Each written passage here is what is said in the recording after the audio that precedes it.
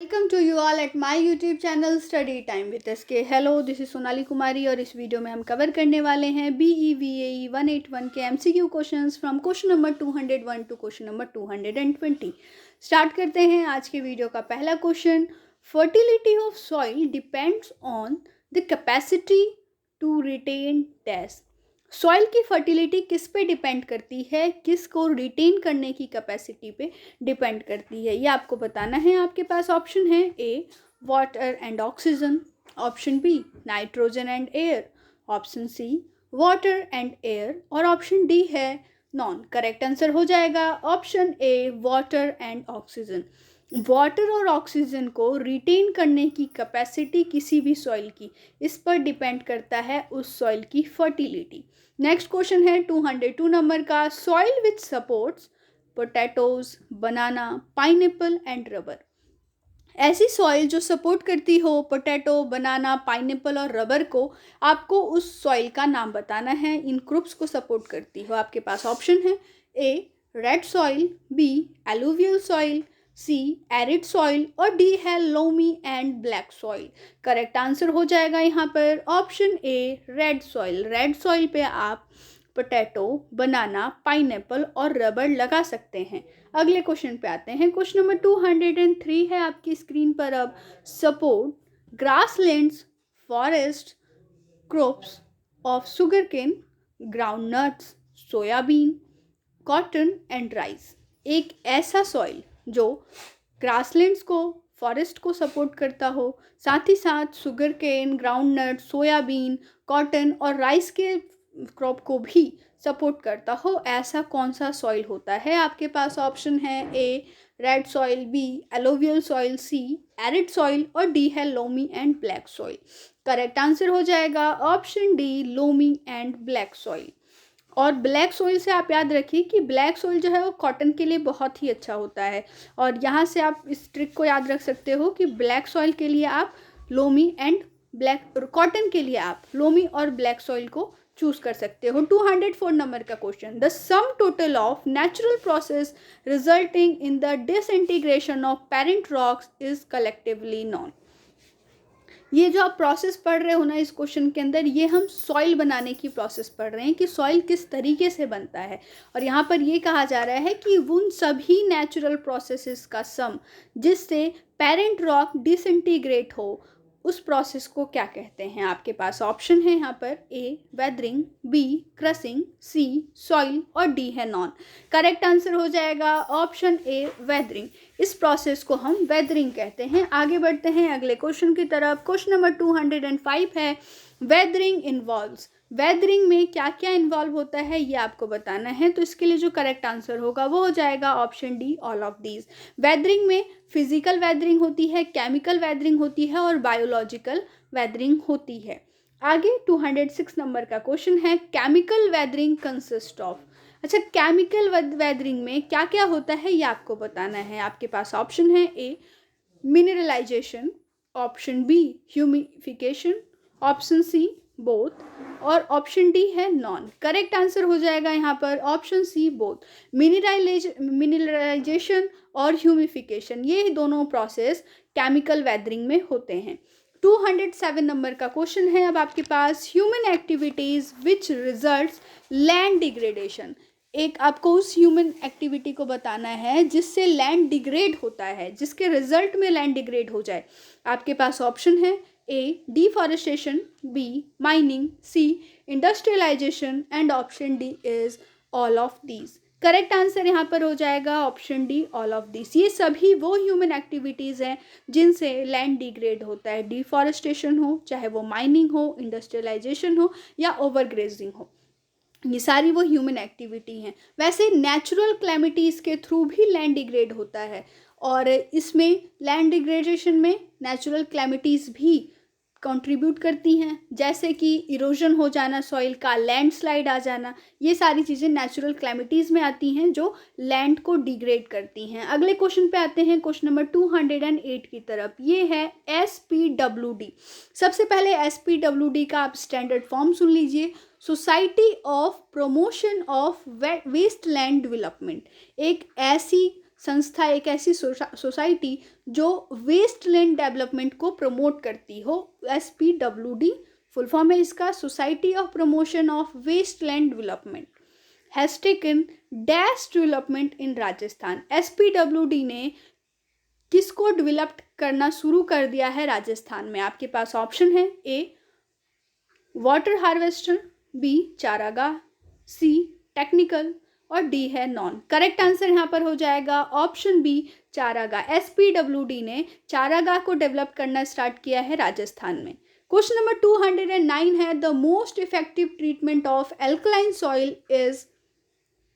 आपको बताना है कि एल्कलाइन सॉइल का मोस्ट इफेक्टिव ट्रीटमेंट क्या है, ये आपको यहाँ पर बताना है। आपके पास ऑप्शन है ए gypsum, B drainage, C fertilizers और ऑप्शन डी है all of these. Correct answer यहाँ पर हो जाएगा ऑप्शन ए जिप्सम। जिप्सम बेस्ट ट्रीटमेंट है, लेकिन ये परमानेंट ट्रीटमेंट नहीं होता है। अगर आप कहीं पर एल्कलाइन सॉइल है वहाँ पर अगर आप जिप्सम डालते हो तो थोड़े टाइम के लिए जो आपकी सॉइल की क्वालिटी है वो कम एल्कलाइन हो सकती है, लेकिन ये जो प्रॉब्लम है आपके एल्कलाइनिटी की आपके सॉइल के अंदर, ये पूरी तरीके से खत्म नहीं होती है जिप्सम से। कई बार जिप्सम की जगह पर आपको लाइम भी ऑप्शन में दिया होगा, तो लाइम भी करेक्ट ऑप्शन है इस क्वेश्चन के लिए।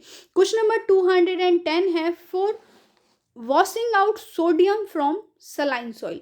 सलाइन सॉइल है आपके पास कोई लैंड में और उसमें सोडियम की अमाउंट ज़्यादा है, आप सोडियम के अमाउंट को कम करना चाहते हो, तो आप कौन से प्रोसेस को लोगे? आपके पास ऑप्शन है applying gypsum, B drainage, C fertilizers और ऑप्शन डी है ऑल ऑफ दीज। इसके लिए जो करेक्ट आंसर होगा वो हो जाएगा option B drainage. Drainage system के थ्रू अगर आप एक अच्छा ड्रेनेज सिस्टम लगाते हो उस लैंड पे जहाँ पर जो सॉइल है वो ज़्यादा सलाइन है, तो आप सोडियम के अमाउंट को वहाँ पर कम कर सकते हो अच्छे ड्रेनेज सिस्टम से। अच्छा, कई बार सॉल्ट टॉलरेंट स्पीसीज भी लगा दी जाती हैं, जैसे कि पाम ट्री है या फिर डेट है, इन सब से भी जो सैलिनिटी है सॉइल की वो कम हो जाती है। नेक्स्ट क्वेश्चन पे आते हैं हम, क्वेश्चन नंबर 211 की तरफ। Soil management is.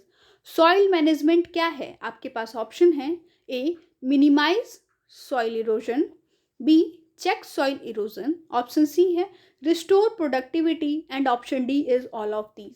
यहाँ पर जो करेक्ट आंसर होगा वो ऑप्शन डी हो जाएगा all of this. Soil management के अंदर सॉइल इरोजन को कम करना, सॉइल इरोजन पे ध्यान देना, उसको रोकना और जो आपकी लैंड की प्रोडक्टिविटी है उसको दोबारा से रिस्टोर करना, ये सारे प्रोसेसेस आते हैं सॉइल मैनेजमेंट के अंदर। 212 नंबर का क्वेश्चन अब आपकी स्क्रीन पर। Forest perform functions under. Forest कौन कौन से फंक्शन को परफॉर्म करता है? आपके पास ऑप्शन है ए इकोनॉमिक, बी इकोलॉजिकल, सी सोशल और डी है all of these. Question 212 number का, और इसके लिए जो करेक्ट आंसर होगा वो हो जाएगा option D all of these. Forest इन तीनों ही सेक्टर्स में काफ़ी अच्छे अपने फंक्शंस जो हैं उन्हें परफॉर्म करता है, चाहे वो इकोनॉमिक सेक्टर हो, इकोलॉजिकल हो या सोशल हो। 213 नंबर का क्वेश्चन है यहाँ पर। Measure to reduce green house effect. Green house effect को आप किस तरीके से कम कर सकते हो ये आपको बताना है। सबसे पहले ग्रीन हाउस इफेक्ट होता क्या है वो हम जान लेते हैं। ग्रीन हाउस इफेक्ट, आपने ग्रीन हाउस के बारे में सुना होगा, एक ऐसा घर जिसे पॉलीथीन से बनाया जाता है ठंडे प्रदेशों में, ताकि कुछ जो फसलें हैं उन्हें उगाया जा सके उसके अंदर। तो ये ग्रीन हाउस इफेक्ट होता है। इसके अंदर लैंड की सरफेस और वाटर सरफेस का टेम्परेचर जो है वो इंक्रीज होता है और इसे ही हम ग्रीन हाउस इफेक्ट कहते हैं। अब इस ग्रीन हाउस इफेक्ट को कम कैसे किया जा सकता है ये आपको बताना है। तो इसके लिए जो करेक्ट आंसर होगा वो हो जाएगा ऑप्शन ए फॉरेस्टेशन। आप पौधे लगा करके, एफॉरेस्टेशन करके ग्रीन हाउस इफेक्ट को कम कर सकते हो। अगले क्वेश्चन पे आते हैं, क्वेश्चन नंबर 214 की तरफ।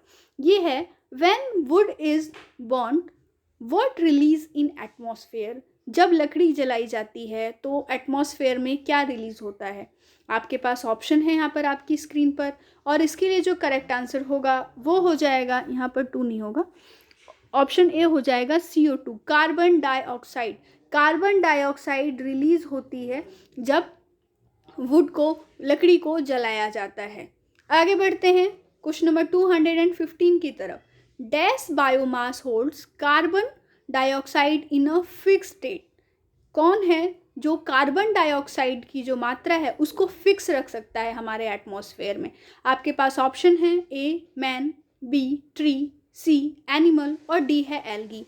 करेक्ट आंसर यहाँ पर हो जाएगा ऑप्शन बी ट्री। जो ट्री है वो कार्बन डाइऑक्साइड को ज़्यादातर यूज़ कर लेता है अपने फोटोसिंथेसिस के प्रोसेस में, और इससे कार्बन डाइऑक्साइड का जो लेवल है वो फिक्स्ड रहता है हमारे एटमॉस्फेयर में। आगे बढ़ते हैं अगले क्वेश्चन की तरफ। Question number 216, cause of deforestation. Deforestation के क्या क्या कारण हैं ये आपको बताना है।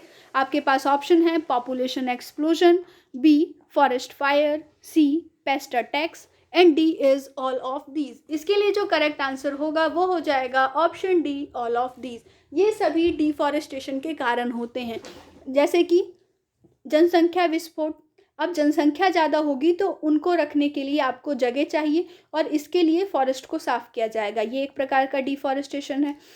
अगर फॉरेस्ट में आग लग जाए इससे भी फॉरेस्ट कम हो जाते हैं। पेस्ट अटैक से भी प्लांट्स और जो ट्रीज़ हैं वो फॉरेस्ट में कम होती हैं और धीरे धीरे फॉरेस्ट की जो लैंड है वो भी कम होने लगती है, सिकुड़ने लगती है। ये वो कारण है जिनसे डिफॉरेस्टेशन होता है। अगले क्वेश्चन पे आ जाते हैं। क्वेश्चन नंबर 217 है यहाँ पर।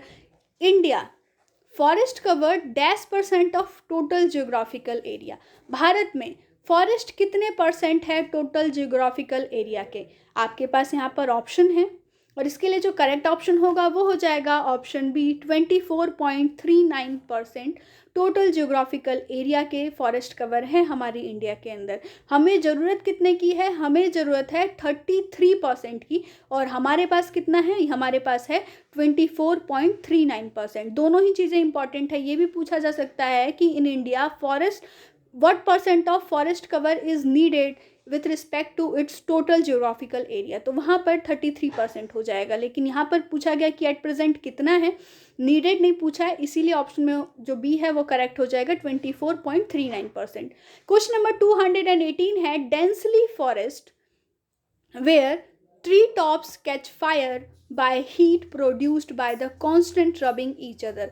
आपने फिल्मों में देखा होगा, असलियत में तो कोई अभी जंगलों में जाता नहीं है, कि जंगल के जो ऊपर का जो कॉनपी होता है पूरा पेड़ का वो जला हुआ होता है। वो किस कारण से होता है? वो इस कारण से होता है क्योंकि जो डेंस फॉरेस्ट है, आप इस तरीके से देखिए, ये जो है ये एक डेंस फॉरेस्ट है। मैं आपको थोड़ा सा एग्जांपल, अब इनकी कॉनपीज जो हैं ये आपस में एक दूसरे से हमेशा रब होती रहेंगी और फ्रिक्शन होने के कारण, बार बार रब होने के कारण ये हीट हो जाएंगी और इससे फायर को कैच कर लेंगी, आग लग जाएगा इनमें। और इस फायर को क्या कहा जाता है? जब जो फॉरेस्ट है उसका ऊपरी हिस्सा जल रहा हो तो उसे हम कहते हैं क्राउन फायर। तो इसके लिए ऑप्शन ए करेक्ट हो जाएगा। क्वेश्चन नंबर 219 है scheduled tribes and other traditional forest dwellers act was passed in. Scheduled tribe और अदर ट्रेडिशनल फॉरेस्ट डवेलर्स का एक्ट कब पास किया गया था ये आपको बताना है क्वेश्चन नंबर 219 में। इसके लिए जो करेक्ट आंसर होगा वो हो जाएगा ऑप्शन बी 2006। आगे बढ़ते हैं। आज के वीडियो का आखिरी क्वेश्चन है 220 नंबर का। यहाँ पर ये कहा जा रहा है non timber based forest products are. Non timber वो होता है यानी कि जिसमें वुड की ज़्यादा मात्रा ना हो, वो फॉरेस्ट प्रोडक्ट्स कौन से हैं? आपके पास ऑप्शन है A medicinal herb, B edible flower, C fruits and D is all of these. इसके लिए जो करेक्ट आंसर होगा वो हो जाएगा option D all of these. तो ये तो था आज का वीडियो जहाँ पर आपने question number 201 to question number 220 देखा। आगे हम इसी तरीके के इंपॉर्टेंट एंड इंटरेस्टिंग क्वेश्चंस लाते रहेंगे। तब तक के लिए स्टे ट्यून। जय हिंद, जय भारत।